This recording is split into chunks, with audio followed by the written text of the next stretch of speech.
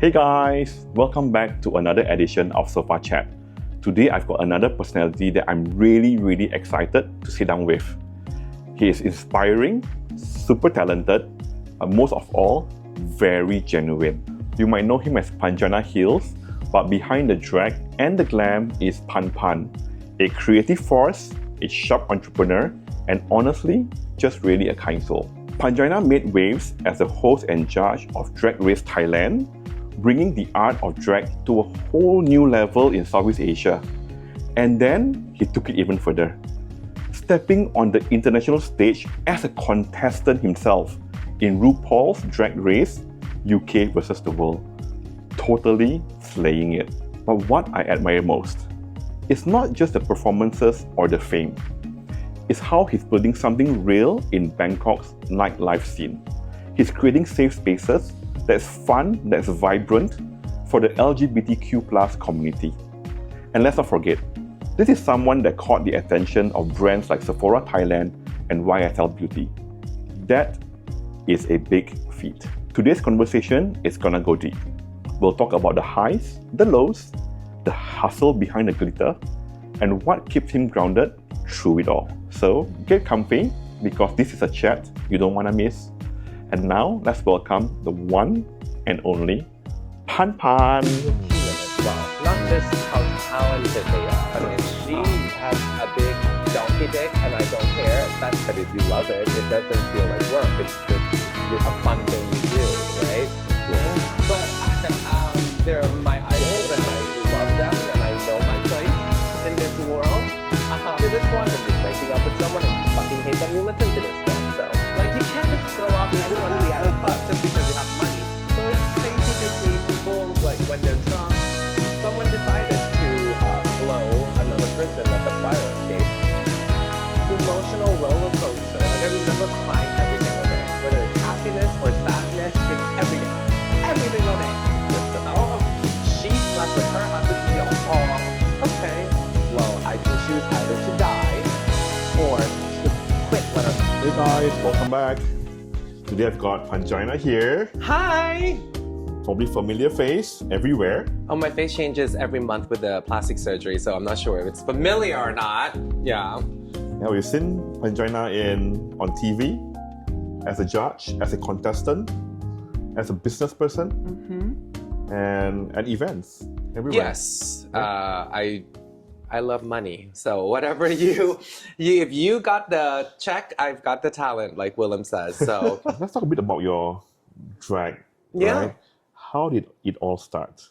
My drag started because I was a dancer. I was a competitive dancer in the hip hop world for a couple of years. And then I discovered the art of whacking, which is a type of dance that was in the 70s, where they looked at drag queens lip sync and then they put it into their own body.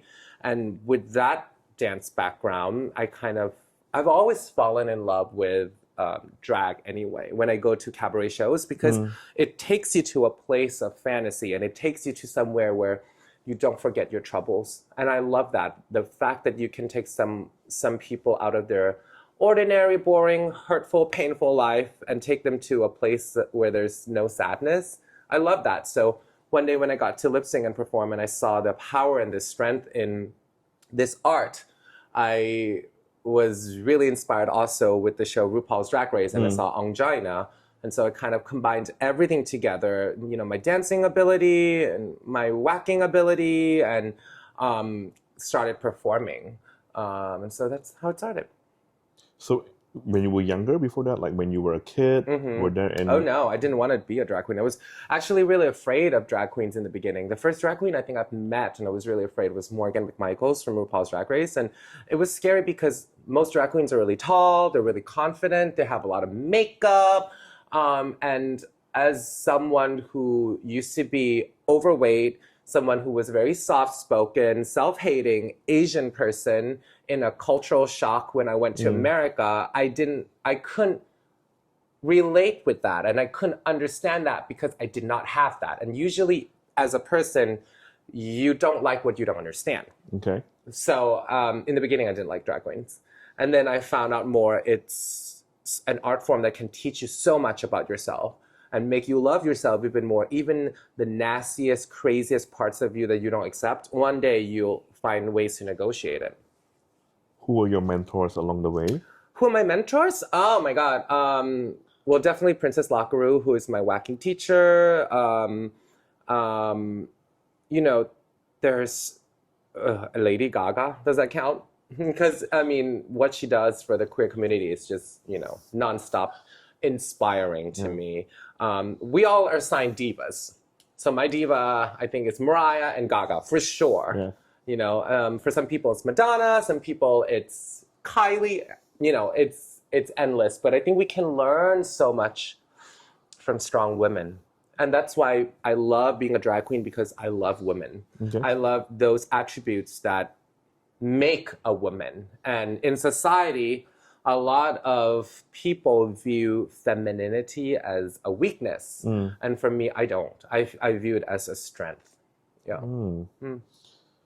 So when you perform, let's say Mariah or Gaga, is it because of what you just mentioned, you know, looking at them, looking up to them, or is it also because you kind of like their kind of performance style?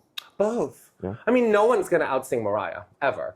And I just absolutely love her, that she's a powerhouse legend, icon, cutthroat, shady. You know, like she's so freaking shady. I love watching videos of her like throwing shade flawlessly, right? But yeah, I think I love what makes them human as well, not just how talented they are. With Gaga as well, because she's really funny and she has a big donkey dick. I have a really big donkey dick. And I don't care. That's the best thing she's ever said. And I was like, this is so funny. And someone asked her, like, does it offend you that people think you're a hermaphrodite? And she was like, I don't think my fans care whether I have a dick or a vagina between my legs. And I was like, well, it's so true. Yeah.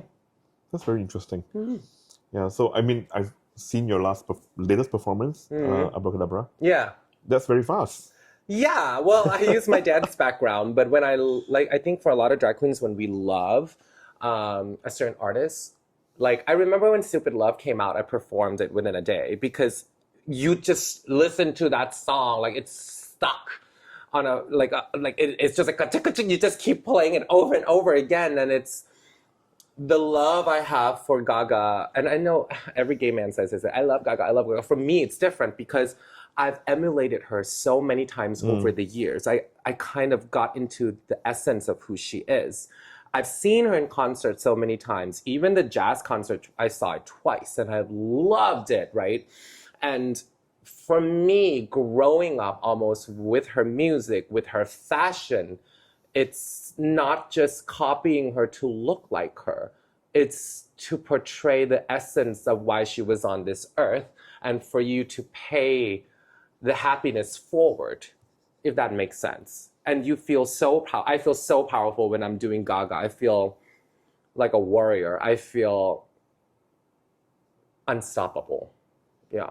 You're like an artist. So you're like indirectly, you're like an actor, actress going into the role. Yes, for sure. I'm quite OCD'd about my performances in terms of before performing, I visualize in my head like over like 1,000 times of what facial expression to do at a particular point, when to exhale, when to inhale, what my body position is going to be. And I think that's a lot of mental preparation that people don't know about drag. A lot of people are like, oh, you just moved your mouth to someone else's song for 3 minutes. You don't understand, for those 3 minutes that you see, for us, it could have been months. Yeah. And I'm sure, you know, some drag queens take less, some drag queens take more. But for me, like certain performances takes a long time before it comes into fruition. Yeah. Do you follow them a lot on their social medias, their interviews and all, just to be understanding their personas and their... For sure. Like when I'm impersonating Mariah, I would watch when Mariah gets mad, when Mariah does every single interview, her different live performances within that one song to see the inflections and the tone of how she would do that song. And for you to impersonate someone, it's so good and necessary, in my opinion, to do homework because then the subtleties come through. Like what makes that person, it's not just the big things, but it's the small things that people go like, oh my God, that's Mariah, or that's Gaga. Yeah. That's a lot of good hard work going behind. But if you love it, it doesn't feel like work. It's just a fun thing you do, right? Yeah. Would it be a dream of yours to collaborate with them or to... Who the fuck am I? They're not going to collaborate with me, but they're my idols and I love them and I know my place in this world. But I don't need to.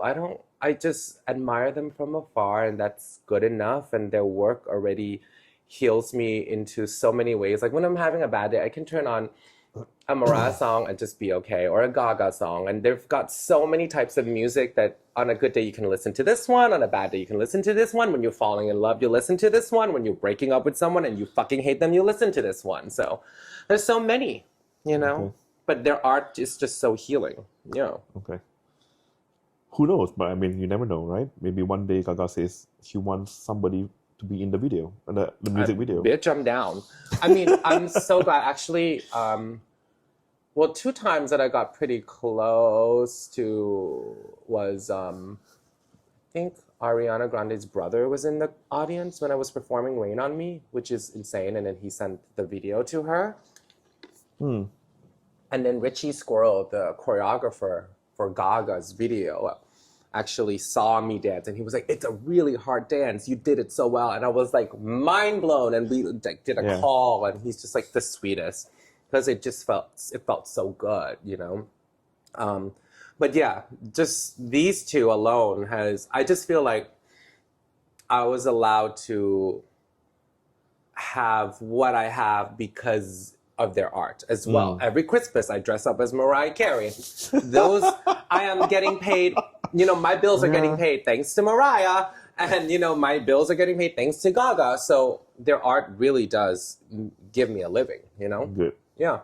Yeah, I do a lot of things actually. Currently club owner of the House of Heals, Beef, Rush, Silver Sand. I'm opening 2 more bars by April, and venturing into hotels next year. Oh, wow. Yeah. That's a lot on your plate. I know, but it's exciting. I love doing things I haven't done before.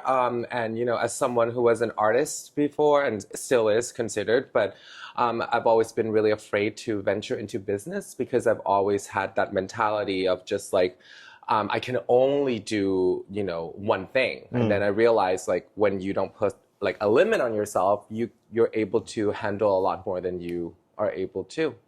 Yeah. Or you thought it was possible. Yeah. Yeah, the things that you do is impressive. I mean, like, there's a list of bars. Yes. And they're all, like, successful. I've been, of course, to your bars, few of them. Yeah, and the concept, they're all very spot. So I think for me, very importantly, when people go to a nightclub, the thing I really hate is people's just standing around looking at other people and not dancing and not having a good time.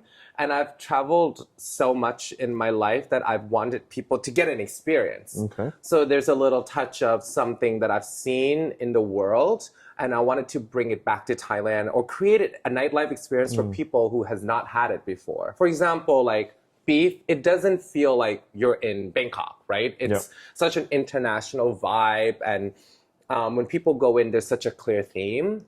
Or even at the House of Heals, you feel like you're in like a drag haven in America, like in a place, or in France, right? So there's certain things that I kind of give an homage to so that people actually really have a good time and they remember it, and there's a cohesion between each of the things I do. Talking about Beef, I think Beef fills up a very good sweet spot. How so? In Bangkok, right? So you get something where people want to mingle, people want to get together, and at a very nice, decent, good atmosphere, right? They can party if they want to. If they don't want to party, they can mingle and just catch up with friends. Right. Whether you're local or whether you're here for a visit, like what we are. And I think that's the sweet spot that people have been looking for. Right. It fills a void, right? And I think, you know, there's a lot of gay clubs in Bangkok, but Beef definitely does hit that sweet spot for sure. besides from just, the decoration and the vibe itself, the DJ, the music, and then like, I think the people really like, because obviously in the beginning, I don't think there is a lot of places for bears to go to. I'm sure you can speak on that more. But with beef, it's become so popular that, it's originally a bear bar, but it's now just catered to everyone. Yeah. And that's a good thing because it's inclusive, right? Yeah, it's inclusive for sure. I think for me, like, it's so important to create a home for people. Like at the House of Heels is for people who appreciate the art of drag, right? Yeah.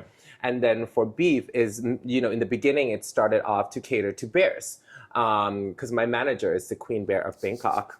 And so obviously Kevin, he, was very instrumental in making beef come to life. Sure. And obviously with Rush is for, gay men who want to explore like that darker, sexy side.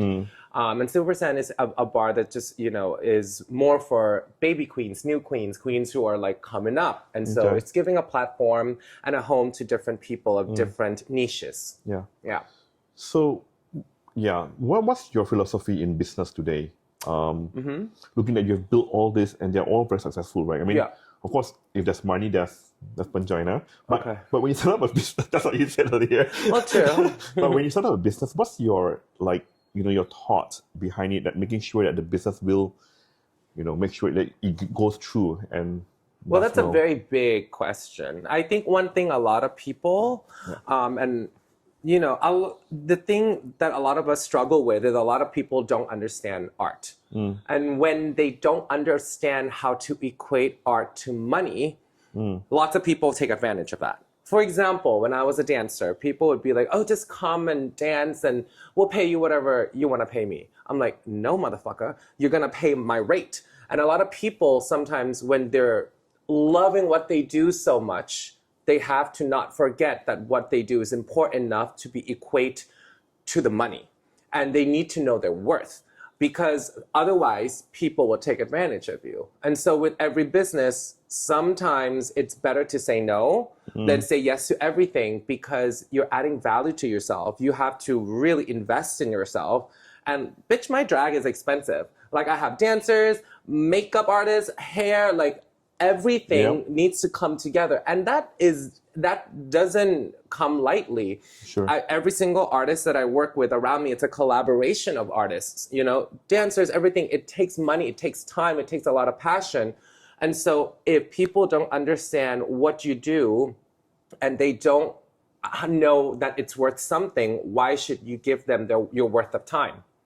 And when it comes to running businesses, I think it's really important that you need to have a team of people you trust, and you really have to think that you're like getting on a boat together with a group of people that you are taking on a journey with, right?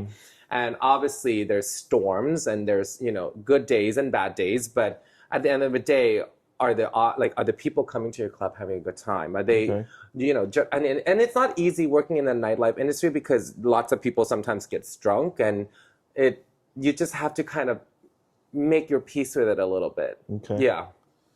But is it when you create a business, do you go back to a part whereby you need to fill up a void? Is that your base when you create something? A lot of the time, yes. Because imagine you're in a city, and we're very lucky in Thailand where there's basically a nightclub to go to almost every single day. In other countries, sometimes the nightclub only opens on Fridays and Saturdays. So because we are a tourist city, we're blessed with that. But in order to fill a void for people to go out to, it's not enough just to have a space with air conditioning and music. Like everything needs to be catered to people for them to remember it and for them to have their best life, because there's so many places for them to choose from. Sure. And the gays are cutthroat. The gays, they want something that they would remember it by. Otherwise, they don't come back. So we kind of cater to that level of expectations. Yeah. Very cool. So there's a overarching thought process behind it, right? Filling up a void. But at the same time, what you're trying to say is that to make sure that people do come back, have a good experience, and the whole funnel needs to be well managed. And that's when you got your team on board, Yes. coming on the boat together. Yes. What was the biggest challenge you had so far? Oh, girl. There's so many. I mean, honestly, at this point, most of me and my like people I work with can like seriously like write a book of like what happened in nightclubs. Like, there's so many experiences. Like, one time, one girl got really drunk, and then she stepped into her friend's leg with her high heel shoe, and then we could see her bone. And then her friend was like, "Oh, she's such a drama queen." I'm like, "No, your friend needs to go to a hospital because you were drunk and you stepped on her with your fucking stiletto." So that happened. God. Yeah. And then there was a group of girls, I call them the power slut girls, who was very entitled, very rude, kept up coming on stage. One of them asked me, I lost my drug in the nightclub. I'm like, number one, I'm the owner. You're not supposed to have drugs. I don't encourage this shit. And number two, you're asking me where to find your drug? What the fuck? And then the third one decided it was okay while I was performing to come up on stage and almost punch me in the nose because she wanted to perform herself. So that was a wild night. That was a wild night. So many experiences like this, or you know, people throwing up. Oh, this is part of the power slut girl group too. She said she threw up at the table, and her table is like in front, so everyone saw her throwing up at the table. Then she proceeded to say, "I have money. I can throw up however much I want." And we were like, "Bitch, this is not a throw up buffet. Yeah. Like, you can't just throw up endlessly at a club just because you have money." So it's crazy to see people like when they're drunk and be like that. Those are some of the experiences. And I mean, this happened pretty recently where someone decided to blow another person at the fire escape. Oh, is that? Yeah, you can't say. You have to blur that part Okay. out, but it's very famous. Apparently, this story everyone knows. But it's just so many crazy things when people are like either drunk or having a good time. And as an owner, you could just like you have to understand the humanity of it all, and you kind of have to forgive because Yep. sometimes when people are drunk, you it's not an excuse. And I'm like, certain people can drink less if they're acting like assholes, but it's. At the end of the day, everyone's just having a good time. Sometimes the line gets crossed. Yep. Something that we do not tolerate, though, is physical violence at all. You will be fucking banned. And also the idea that because this is a safe space for so many people who don't have safe spaces, Okay. you cannot come into our safe space and destroy that. So, for example, like House of Heels has become a very inclusive space, even for girls, you know, because so many girls love drag queens. And if like anybody, even gay men are rude to them, I'll be like, get them out. Because we're not going to continue this Sure. cycle of hatred Sure. in a safe space. We're not going to do that. Or, for example, if there are other gay guys, or it could be anybody. It doesn't have to. There's so many instances where this happened, or even at Beef, there's some body shaming going on. And I was like, get that fucker out. Like, we're not going to do that. I turn like Act 2 Gremlin when I see stuff like that because I feel like the worst thing than hating other people of different, I don't know, label, sexuality, whatever, it's already bad. But if you're hating within your own community, that's even worse for me. Agree. Yeah. Agree. It's sad. No, Yeah. I like your idea where you are actually, you know, you create everything based on, like, it's very noble of you, right? It's if you look at the things that you created, like Beef is for bears, and then House of Heels is for drag, and of course it expands there, but everything is a safe space, right? And I think that's the one that holds people together, right? I don't know whether you do it knowingly or subconsciously. It's the idea of community, Yeah. right? It's the idea of community, and I think we're stronger together for sure. I mean, with my drag alone, I couldn't have done it without, you know, having a close sisterhood with my girls. They're like my family, and pushing a new generation of girls, because I'm not going to be here forever. Like, my niece, I can't dance forever. And so in my idea, I feel like one day there will be someone who will replace me, for sure, as there have been generations and generations before. But how can you ensure that those people who are going to come and replace you and become a leader of the community are good people, are people who are professional? And you have to teach them, you have to make them understand the way of the world, how you work. and basically set a certain value for them as young queer people in this world to understand not just the artistry, but the business side of it as well, and how they live. Yeah. Very interesting. What's the new 2 bars? Can we have a hint on it? At least ideas behind? Well, one of them is going to fill the void of a particular type of music that's really popular in Bangkok right now. I don't know how much I can talk about it, but it's going to be like a techno bar. And it's really grungy, really dark, very Berlin, very underground, which I love that vibe, really raw. And so people can have a really good time feeling like they're in a Mad Max kind of fantasy. So it's gonna be an experience. And then another one that I'm planning to do, which I don't see been done to the level that I want, is a mix between like a show bar that is sensual and sexy, where dancers would perform in like almost like a Cirque du Soleil kind of vibe, but to mix this sensuality of, you know, Crazy Horse in Paris a little bit, and like a shower show, but like not, it's sensual, not sexual, if that makes sense. I got it. Yeah. But is it gay or is it just straight? I mean, everyone likes to see good dances, whether they're in underwear or not, so we'll see. That sounds interesting. So another group and community to fill that void. Yes. Yeah, for sure. Yeah. Talking about business. Yeah. I know 2 years. I know your 1 year plan. Okay. Right. But what is the longer term when you turn 45? I want to retire by 40. Okay. And then start traveling the world. What does retirement mean? 4 years. Okay. What does retirement means? Retirement means to be comfortable, to be able to take care of the people that I love, and to have a passive income, to the fact that I could live a life I consider comfortable. Because everyone's level of comfortable is different. Yeah. For me, I just want to be like, oh, if I want to eat something, I don't have to really plan on it. Okay. Because back in the day when I was really hustling a lot, I have to plan. Like, for example, this month I can go out to this restaurant just one time. Or like every 2 months, okay, this is the meal that I'm going to splurge on. But then for me, like, I just want to reclaim a lot of those experiences I've had when I had much less. And also just to make sure that the people that I care about is taken care of. That's important. I mean, retired doesn't mean that I'm going to stop doing drag. Like, I love drag, right? But like getting to choose.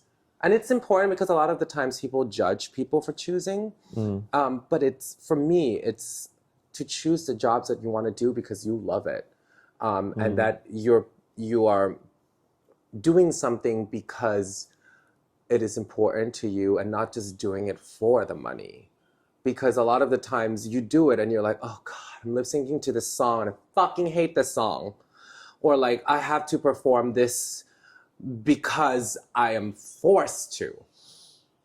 There's a big difference for artists to do something because they want to. It shows in their eyes. And then a difference between they do it because they have to. By the age of 40, I don't want to do anything anymore in my life that I don't want to. And that in its own is luxury. Because a lot of the times in people's lives, we have to do things. We have to do things. So that's like financial freedom at 40. Yeah, financial freedom for sure. But also the choice to do things that gives you joy. We have to do so many things in our lives that don't bring us joy, or doesn't make you happy in some way.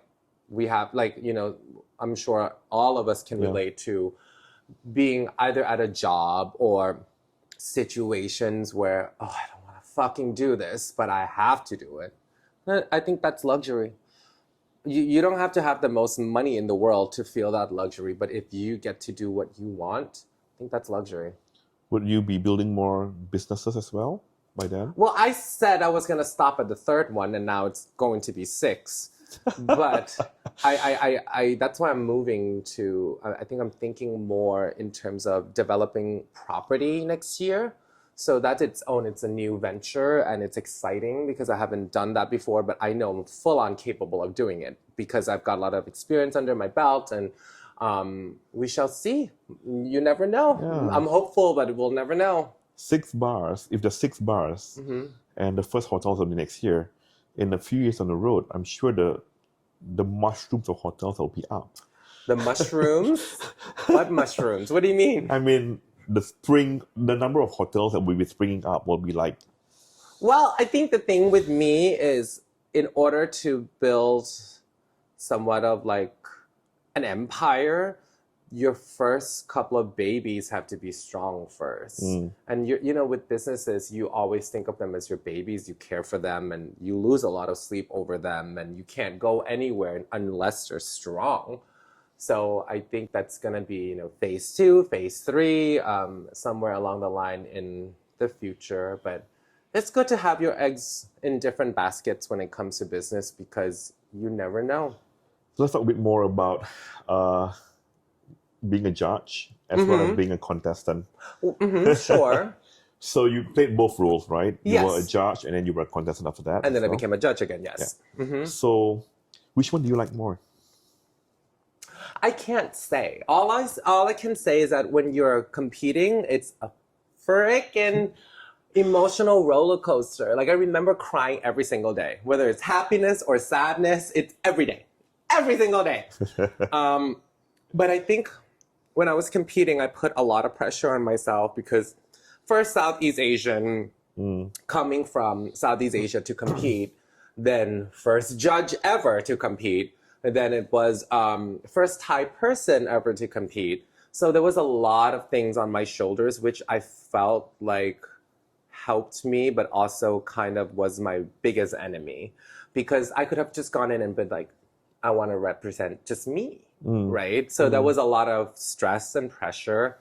Versus as a judge, you have to put into a mentality that you have, like, I'm very brutally honest with the girls. It comes from a place of love. If you don't get that, then that's on you. But for me, it's really coming from a place of like, how do I see your drag becoming better based on my personal experiences of being in the industry for quite a long time? It doesn't have to be correct. You might not have to agree, but because I'm sitting on this panel, I have that authority to tell you something, hoping that you get better, right? And, it can come across sometimes a little snarky or whatever, but I love being a judge to the fact that I put my own drag out into the world and, basically showing all the different sides of me through fashion, through how I perform, and basically telling a story about what I love about drag. Because I think my drag for me is a combination of 3 things, which is glam, camp, and fashion. In every single look. It could be more camp in this one, more fashion in this one, or more glam in a certain look. Yeah. So if we look at like your experiences in judging, what was the hardest takeaway? I mean, I think seeing people go home. I mean, I'm quite like removed from it now, but it's still very hard every single time to see a girl go home because I was in their shoes before. I understand that it feels like the end of the world. And then after like 6 months, you're like, it really isn't. Yeah. But at that point, it's like seeing them break down or feeling like they've lost something in life. But I do feel like so many people, they did not have to win to have a great career. I didn't win. But it's how you take your life after the competition. And you can't, you can't rely on the fact that you're on one show or 2 shows and to think that everything is going to be handed to you. Like, there's a lot of people expect that. Yeah. And it's not true. Like, a lot of us are still knocking down doors. A lot of us are still calling up people, networking, going to events just to be seen. We just can't stop being hungry just because you felt like you're a certain degree of fame has come your way. Like you always have to keep hustling. That's just how I've always been. And so I think it's really important for the younger generation or anyone who is experiencing their fame to understand that it's the work ethic and the professionalism and the passion of what you do that will give you a long-lasting career. So that's what you've always been building up. And I think, like you've mentioned earlier, even though winning or not, is not the ultimate, right? No. At the end of the day, it's always just keep building it up, keep hustling, and eventually there you have Pangina. Yeah. Today with 4 bars, next year 6 bars and a hotel or more. Yeah. Yeah. Exciting things. Amazing. Yeah. I whatever you do drag for, or whatever you do in life, if you're passionate about it and you kind of want to give people something to remember you by, I think that's important. Yeah. You're very inspiring. Thanks. How did that commercial come about? You represent like you've gone on like perfumes and beauty in Thailand. Has it always been easy to break through this kind of market? No. Were you the first? I don't know if I'm the first, but I think there are figures who are trailblazers in Thailand, and I look up to them. For example, P. Woody, or Luket Metheny, or P. Cindy Bishop, and P. Boy Tishada. So there's so many people who inspired me as trailblazers who've done something where it's never been seen before. Because, truth be told, let's talk about it. 10 years ago, a lot of the high-end brands just would not attach themselves to drag queens. Yeah. Like, that's the truth. Yeah. They would not, because they don't see us as something that could sell their products. Thankfully, the world has changed, and now, drag queens are owners of makeup brands, and they're being endorsed by, all the brands you can think of. But back then, it wasn't. Yeah. Really inspiring to see that, and it comes from you. And I was telling my friends and all, this is the brand, this is the one Pangina uses. Oh, thanks. Yeah. Oh, the YSL? Yes. Yeah. Yes. Yeah, I think it's, for me, it's so important. Like, I think 2 years ago, I was the face of Sephora. And what's important to me was queer people seeing my face at every Sephora in Thailand, because then it should be something normal. I don't even want to use the word it normalizes queer people, but it's visibility. Visibility is so important, because a person who is queer as well, seeing themselves in the world, would allow themselves to know that they're valid, will allow themselves to be like, I have space in this world. Or they could see that there's nothing wrong with it. There's nothing wrong with me being a guy putting on makeup, and it's on an ad everywhere. That's so important, because I didn't have a lot of people who looked like me or was of my race growing up in the media. A lot of the media in Thailand back in the day was super racist. Like, to our own people. Like, how many fucking whitening cream do I have to put on in order to be loved? Like, it's insane.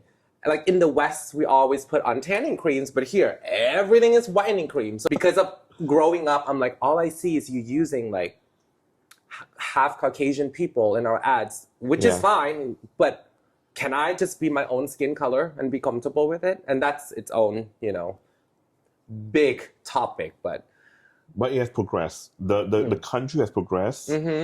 You're part of the whole progress as well. Well, hopefully, in some small way. I think, being a drag queen and being on billboards, it's very important. Like, I've been on, I think, a couple of times, and like the big ones at the airport, and I see like my face as a drag queen. I'm like, fuck yeah.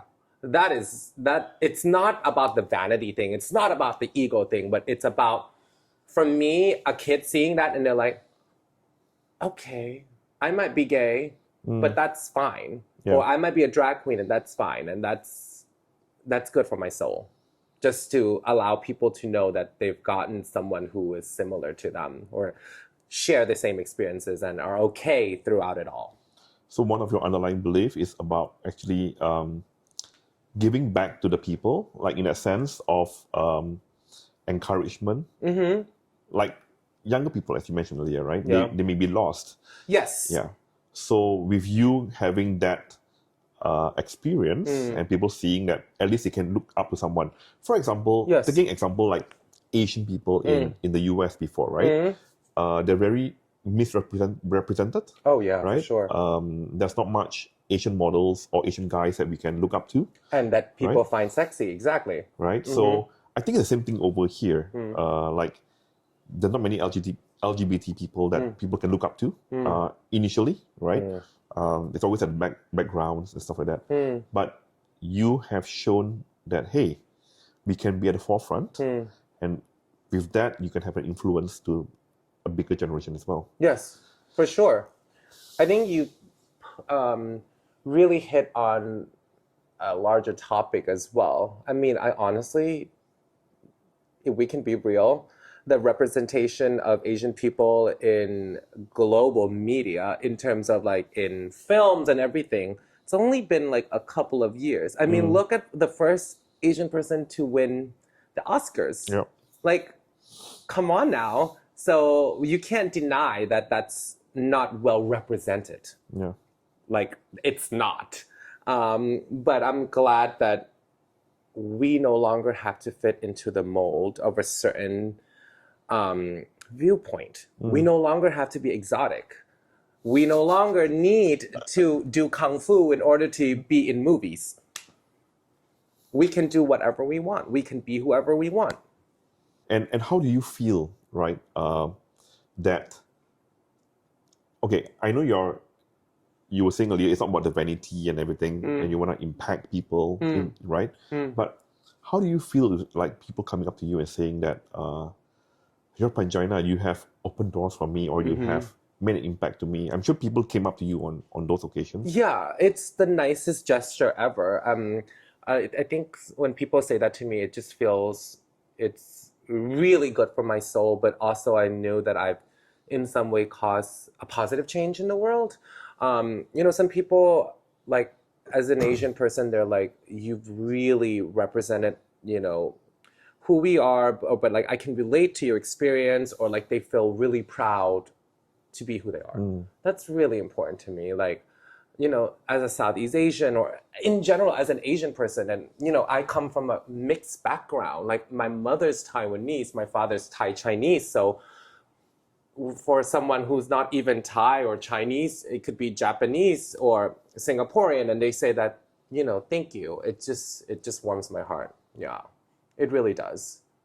Were you bullied when you were younger? Yeah, I was heavily bullied when I was younger, because I was overweight as well, and I was feminine. Two of the traits that people find to be the greatest thing. I can't believe this is overweight. Yeah, I used to be like almost 200 pounds. I think the most I was at 189. You would be a bear. I know. My life would have been so easy if I was a bear and then go to beef. Yeah, I remember I was like, oh my God, that bear guy is cute. And he's like, honey, you're not even in my weight class. And I was like, oh my God. It was so funny. Yeah, that was a fun night. I went up to this guy and I was like, you're cute. But he's a bear. He's like, you're not in my weight class. I was laughing so hard. Like, damn it. So you were the queen bear before. Sure. Me and my manager were both queen bears, apparently. Yeah. So you're bullied a bit. You're bullied quite a lot, or a bit? Quite a lot. Not a bit. Quite a lot. Daily basis in high school. Like every single day. I hated going to school. It was really bad. And I think I've talked about this issue before, but then it led me to self-harming, because if you can't control anything in your life, the only one thing that you feel like you can have control is over your body, which is a weird way of thinking, but that's what made sense. And so through that journey, and then through a journey of like a blip of, well, it wasn't a blip, but like I was addicted to drugs for like a year. Coming out of that, then it was finding ways to reclaim my life in a healthy way, in a way that makes me happy, rather than depending on things that was gonna make me lose everything. It was really important to me. How do you manage to come out?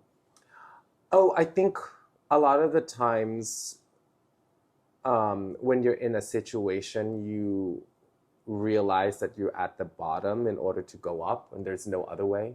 And I think I was at the bottom, most definitely at the bottom in those situations where I'm like, okay, well, I can choose either to die or to quit what I'm doing right now. And it's so important to realize that in your own way. And lots of the times you can't tell someone to quit the situation that they're in. Let's take a less severe situation.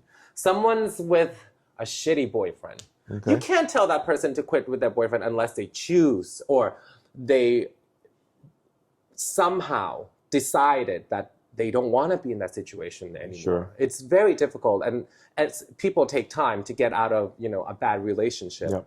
It takes time, it takes willpower, it takes so much. But I do think that in a lot of those situations, dependent on the person themselves to realize that they need to get out of it. That's the first step.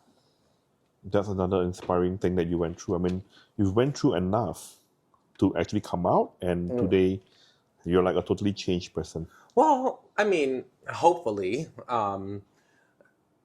Yeah, I'm 36. I've done a lot of the things that I've done before in the past, and I realized what is a good medium for me. And I think I'm at peace with a lot of the things. Yeah.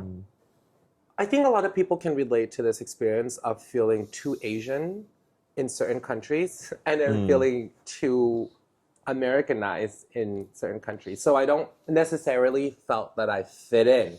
When I was studying in America for 4 years, I've always felt sometimes people treated me as being the most Asian person. And I didn't really understand that because I spoke English and my mom's Taiwanese. And English is kind of like my first language, kind of, because my parents would speak it at home. Then I realized that it wasn't how I was presenting myself, but how the world saw me as well. Then when I came back to Thailand, then everyone's like, oh my God, he's such a dik falang. You're so Americanized. And then I realized I get to choose the best of both sides. When I come back to Thailand, people think, oh my God, he's too honest. He's too assertive. He says things without a filter. I'm like, bitch, that saves time. And also for me, I don't skirt around anything. Okay. In our culture, sometimes it's rude to talk about money. I'm like, no, you're telling me how much I'm getting paid before I'm performing. Because a lot of times you're protecting yourself. When I go over to America, then I remember a lot of them, the norm, like the ways to treat other people in terms of, within our Thai culture, we're very polite in certain situations. When we walk past adults, we go lower. So you can get to choose the good sides with every single culture, and I think then you don't feel out of place in a way. You can belong to every place you're at. Like, I love the fact that I studied in LA for 4 years and I sound like this. And I sound like a Valley girl. And it's fine. And it's a part of who I am. Or when I'm in America, certain times, my English becomes more broken than I remember it would be. And I'm like, okay, yeah, bitch, you're Thai. Yeah, you are Thai. Yeah. I like it how you switch your American English and then your Tanglish? Tinglish? I think it's Tinglish. Tinglish? Yeah, like tingly, yeah. Yeah. I've seen you speak in like the bar in House of Heals. Yeah. There are days when you speak this way, and there are times when you just do it for fun or something like that, and it's very nice. But it's also situational. Like when you're with friends, you speak one way, and then when you're with friends of a different country, sometimes being around that changes how you speak, for sure. And then it's even more complicated because then growing up, I went to a British school, so I used to have a British accent, so even that sometimes comes out, so it's a lot. And then when I was dating, enough of that story. Never mind. Oh, we want to know. No, because I dated someone briefly from Singapore, and so at a certain point, I had like a Singaporean accent for like a short time. Let's hear it for a bit. No la. Like it's just like there's just certain words that I was just like, oh my God, that's okay. That makes sense. Yeah. Let's do a bit of British accent. Oh, I don't know if I can anymore, but it's just certain words, like there would be a pronunciation. It's quite different. It's just like little things. I can't do it anymore. But before, like in Harrow, they wouldn't say water. They would say water and grass. It was not grass. So there would be like, you know how people say certain and certain? Yeah. So there's just like stuff like that that's all mixed. Yeah. And that makes you unique. Yeah.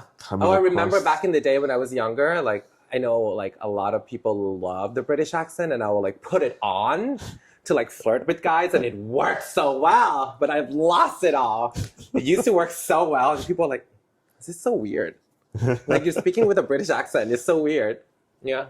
Fun times in my 20s. Will Thailand be your base? Will it continue to be your base? Girl, I live here, of course. It has to be. Yeah, but like I love traveling. I think you can only come into your own as a human being if you travel. If you see the world. It's so important. And it's not saying that, oh my God, I went to the Bahamas or like to Bali for a vacation. No, you go to experience a culture. You go to eat the food. You go to talk to people with different lifestyles, background, viewpoints, business ideas. You go to see things that you don't have in your country, something you want to bring back so that people can get that experience. It's shaping the world. Travel is so important. And you get to see certain privileges that you have. Like gays, you know, for us, it's Thailand just finally legalized gay marriage, and it's not, you know, we didn't have that in other countries, and certain rights, certain things that we're privy to, we don't know that sometimes it's a blessing, or sometimes we know that we're deprived of certain rights until you travel the world. Yeah. Where would be your favorite destination so far? Favorite destination so far? There's so many. Oh my God. I said if it's in America, I love Seattle and I love San Diego, but I love Japan. Australia was really fun. Where else? There's so many cool different places. I love the zoo in Singapore. Just saying. Those manatees are so fucking cute. I'm like obsessed with the manatees at the Singapore Zoo. Because there's not one manatee, there's like 12 fucking manatees. I'm obsessed with manatees. I think they're the cutest thing in the world. And like, there's like 12 of them and I lost my shit. I was like, oh my God, there's 12 fucking manatees in here. And they're like one baby one. And I just sat there. I was like, this is like the most beautiful animal I've ever seen in my life. Oh. Because manatees are really like, they're like endangered and they're so cute. They don't do anything to anybody. They just eat grass and they go on their way, but they get hurt by humans, by the propeller. And back in the day, the sailors used to think they were mermaids. So the sailors must be blind. And I'm sure a certain sailor has fucked a manatee at some point, because why would you fantasize about a manatee? Like, why? That's so crazy. But they're cute. Well, they're opening up a hotel there. What? This year. Yeah. At the zoo? At the zoo. Really? The zoo area, the whole area. I mean, yeah, you can go. Oh my God. Sometime this year. One of the top openings in Southeast Asia. Oh, fun. You might like it. Yeah. I am so down. Yeah. Cool. And any place that you've not traveled that you want to go? The only two continents I haven't been to is Antarctica and Africa, which I want to go to. Yeah. So probably those two places. Why? Would you recommend a certain place? No, you've probably traveled more than me. I don't know. I don't know your life. You tell me where you've been to that you like. I kind of like Japan. Right? Yeah, I like Japan because Japan has a lot of different things that you can see. Right? It's quirky. Right? I like Tokyo. Or if you want a more quiet place, and I like Sapporo a lot, actually. Yeah, because I could just like chill, play with snow, eat good food.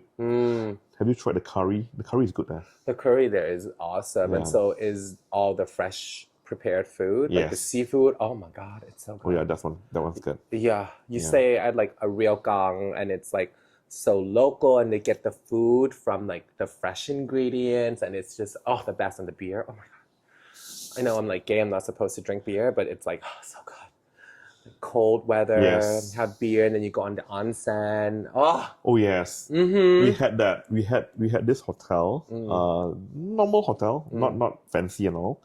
And then the nice thing is that it has a rooftop with an onsen on top. And then when it snows, you're like literally naked, and then you go into onsen and it snows. Oh, it feels so nice. It was amazing. I would just go back. I would stay at that hotel. It's like you just can't buy anything else with them. I mean, like, wow, yeah, it's amazing. That was just amazing. So I really like Sapporo. Yeah. Yeah, but if I want a bit more quirky times and all, then I'll just go to Tokyo. To the city. Yeah. Yeah. I mean, Taiwan also has many different onsen hotels as well. There's one hotel where you walk in, right, and you have to take your shoes off.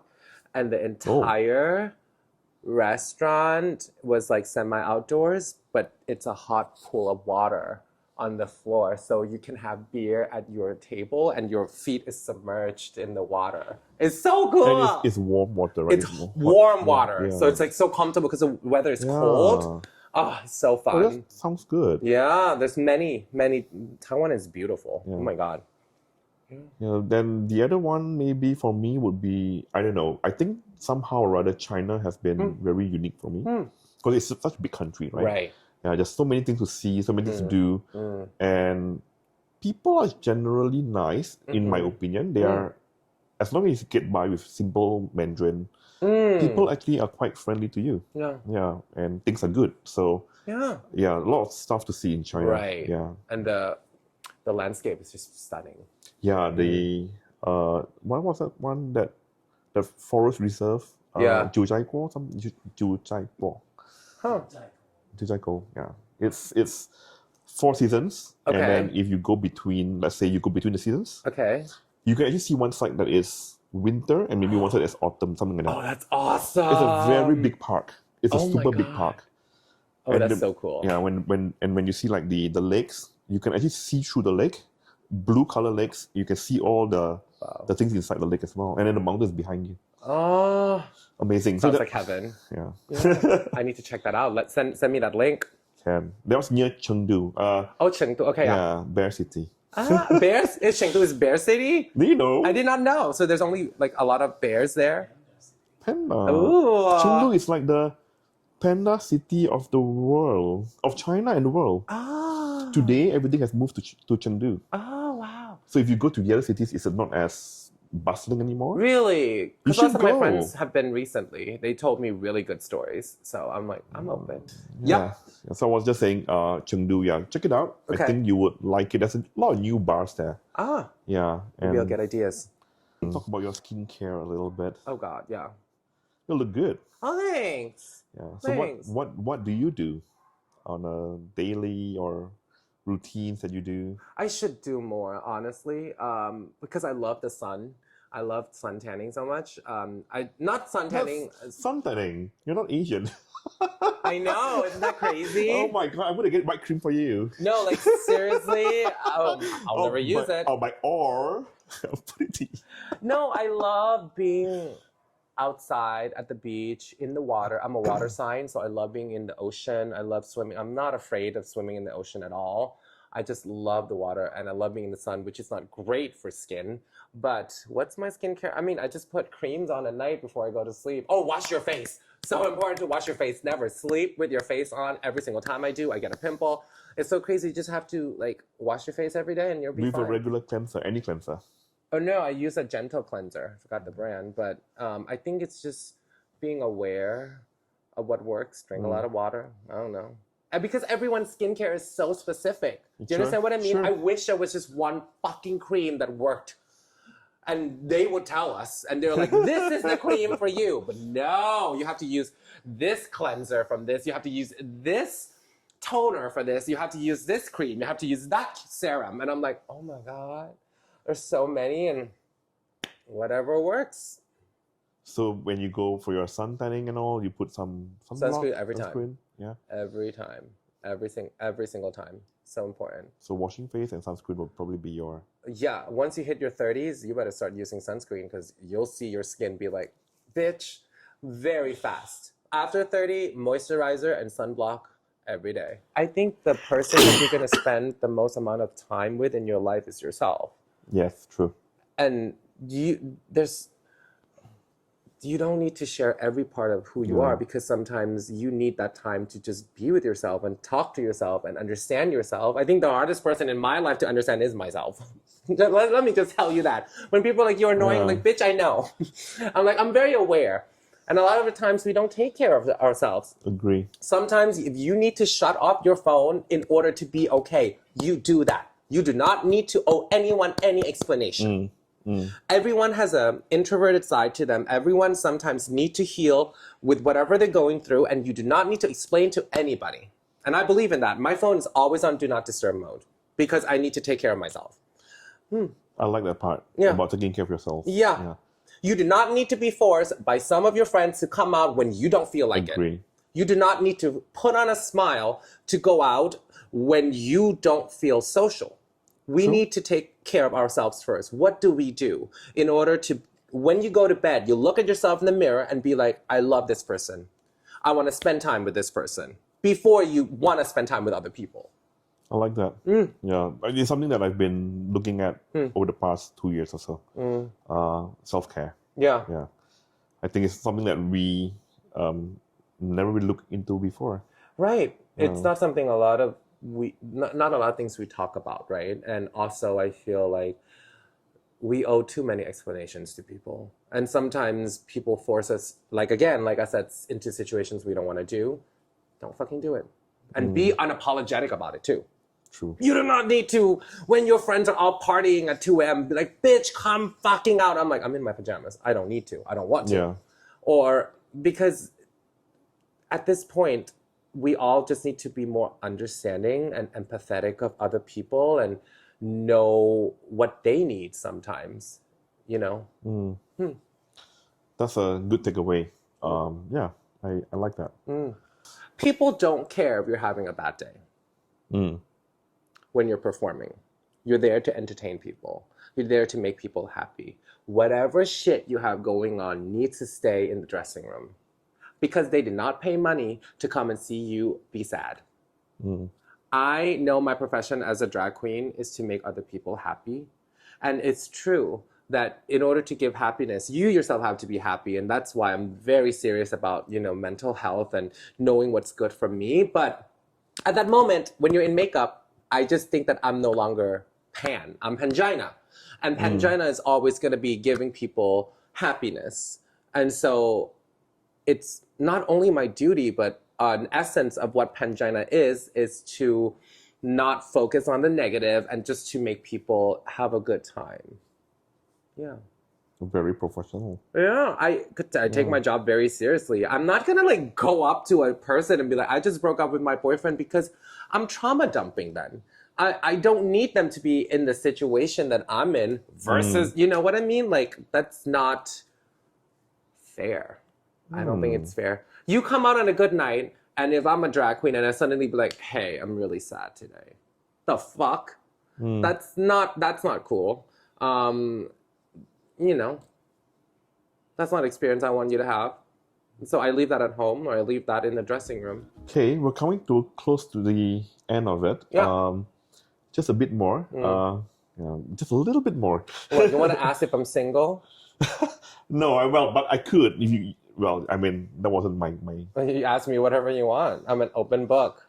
Well, you can answer that if you want. I don't have to. I don't want to. Okay. But yes, I am. So if you're watching this, feel free to call me, whatever. This is a personals ad on YouTube.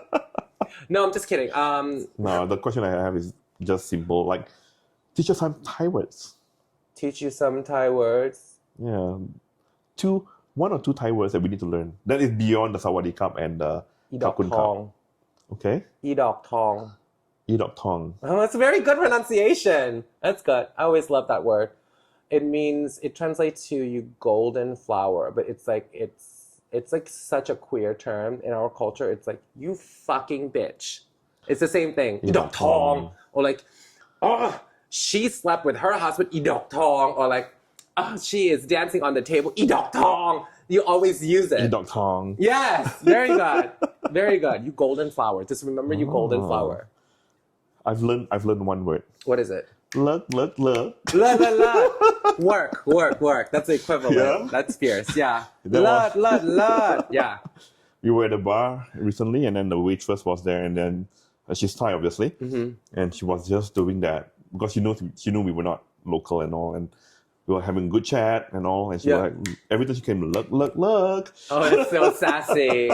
It can also be negative. Really? Yeah, if like you're in a situation where someone walks in and they tripped and broke a glass or something, you're like, look. So it's like fabulous, but in a negative way. You're like, oh, fuck.